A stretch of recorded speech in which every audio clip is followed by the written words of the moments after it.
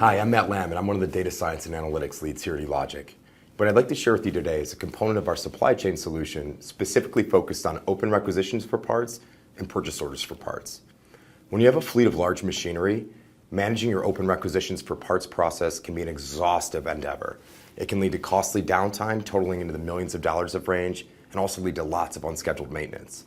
However, if done properly, managing open requisitions for parts can create significant competitive advantages. It can spearhead differentiation, ultimately leading to more wins. Consider the use case for an aircraft maintenance customer of ours, for whom we were able to save over $380 million of at-risk revenue.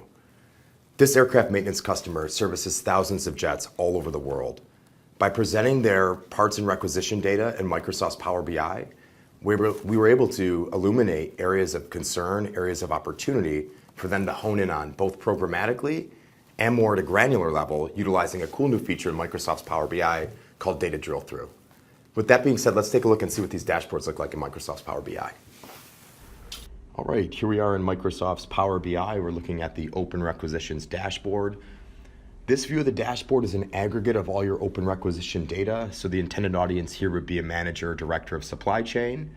Let's take a look at each visual and see what type of data it's depicting. So on the top left, we see requisitions by age group, right? So we can see, what's the time frame for these requisitions that have been outstanding. In this particular donut visualization, we see that the largest time span for open recs is actually over 121 days. So not great there. We have the ability to highlight on that specific component of those 121 days or older requisitions. We can unhighlight that if we'd like. We can see the project owner associated with those open recs. So Jeff and Chris, looks like they make up the majority of open recs. Further in Power BI, we have the ability to do some pretty cool statistics. So here we have a trend line or a line of best fit where we forecast the open requisition quantity over time.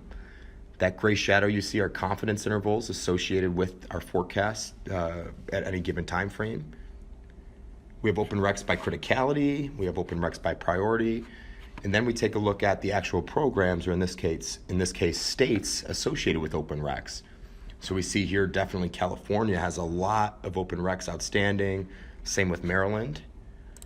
Again, we can highlight this data. We can see Chris is the primary project owner for those open recs in California. We can see here in this donut chart that a lot of those open recs in California are over 121 days. A cool feature in Power BI that's recently been released is the ability to drill through your data and take a more granular view of it. So let's see what that looks like here with California. So we can drill through California. I want to look at the California program. Okay. This takes me to a specific view of California and all its corresponding information.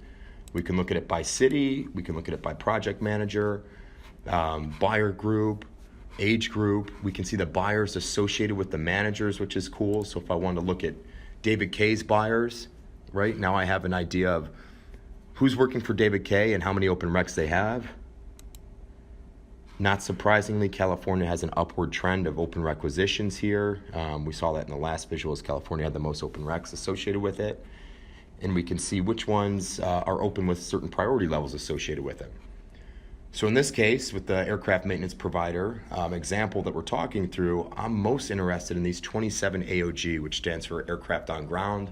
That's when aircraft cannot fly due to an open rec or a part that it's missing and it needs in order for it to become mission capable again. So let me take a look at that. Unfortunately, we see that trend is also upward. We can see the specific buyers associated with that, and they're all on David Kay's team. Okay. Even more troubling, 21 of those 27 aircraft on ground priority level open requisitions are outstanding for over 121 days. All right, let's unselect that. Let's just look at David Kay's folks again. I see that they're all in the procurement group. We see Rita, Phil, Sarah look like have the majority of the open recs on David's team. Let's take a look at that drill through functionality one more time. So let's say Phil, for example, here. Phil, you have 153 open recs associated with you. I know you're coming into the headquarter office next week. I want to have a meaningful conversation where we can develop some actionable insights and things for you to do to resolve these open requisitions. So let's drill through Phil's data and get granular metadata associated with all of Phil's open requisitions by rec number, right? So now we see Phil's the buyer, all under David's team. Most of them are aged. A lot of them are out of Los Angeles. We see the description, materials associated with these open recs, etc.